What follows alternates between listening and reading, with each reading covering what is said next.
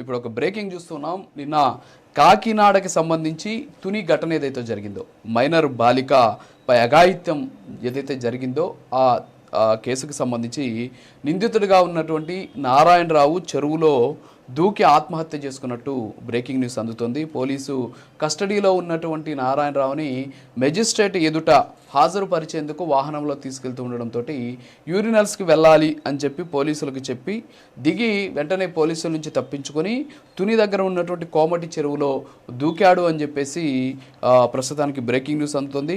ప్రస్తుతం ఆయన కోసం గజ ఈతగాళ్లతోటి పోలీసులు గాలింపు చర్యలు చేపట్టినట్టు కూడా బ్రేకింగ్ న్యూస్ అందుతూ ఉన్నటువంటి పరిస్థితి. నిన్న చూసాం కాకినాడ తుని ఘటన, ఒక అమానవీయటువంటి ఘటన. మైనర్ బాలికను తీసుకెళ్లి అతను మాట్లాడినటువంటి మాటలు కావచ్చు, ఇవన్నీ కూడా చూసాం.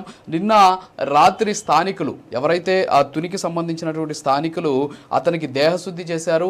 ఆ తర్వాత వాళ్ళ దగ్గర నుంచి పోలీసులు అతన్ని రక్షించి తీసుకొని తమ అదుపులోకి కూడా తీసుకోవడం జరిగింది. నిందితుడి మీద కిడ్నాప్ కేసు పెట్టారు.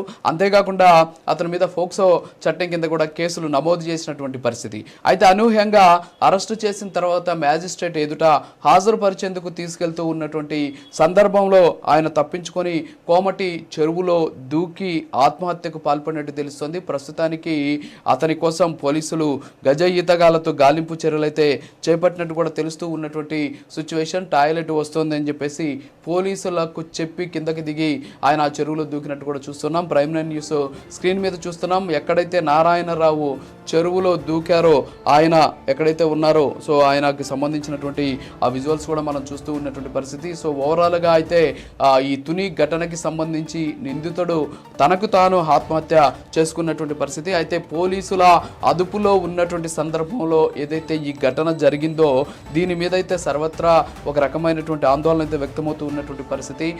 అతన్ని చట్టపరంగా శిక్షించాల్సినటువంటి పోలీసులు మ్యాజిస్ట్రేట్ దగ్గరికి తీసుకెళ్లేటటువంటి సందర్భంలో ఈ ఘటన జరిగినటువంటి పరిస్థితి. నిన్న ఈ ఘటన జరిగిన వెంటనే ప్రభుత్వం కూడా చాలా సీరియస్గా రియాక్ట్ అయింది. నిన్న ఆయన మాట్లాడే సందర్భంలో తను తెలుగుదేశం పార్టీకి సంబంధించినటువంటి నాయకుడు అని చెప్పేసి బెదిరించేటువంటి ప్రయత్నం కూడా చేశారు. ఆ తర్వాత దీని మీద స్పందించినటువంటి తెలుగుదేశం పార్టీ అధిష్టానం కావచ్చు, అంతేకాకుండా నారా లోకేష్ ఆయన ఆస్ట్రేలియా నుంచి కూడా దీని మీద ట్విట్టర్లో స్పందించడం జరిగింది. ఎంతటి వారినైనా సరే ఎట్టి పరిస్థితుల్లో వదిలేది లేదు అని చెప్పేసి ఆయన స్పష్టం చేయడం జరిగింది. అతని మీద ఫోక్సో చట్టం కింద కేసు నమోదు చేశాము, అంతేకాకుండా ఆయనకు కిడ్నాప్ కేసు కూడా నమోదు చేశామని చెప్పేసి చెప్పినటువంటి పరిస్థితి. ప్రస్తుతానికి ఈ ఘటన అయితే కలకలం రేపుతూ ఉంది. ప్రస్తుతానికి నారాయణరావు ఎక్కడైతే దూకినటువంటి చెరువు ఉందో కోమటి చెరువులో ప్రస్తుతానికి విజువల్స్ చూస్తూ ఉన్నాం మనం ప్రైమ్ నైన్ స్క్రీన్ మీద.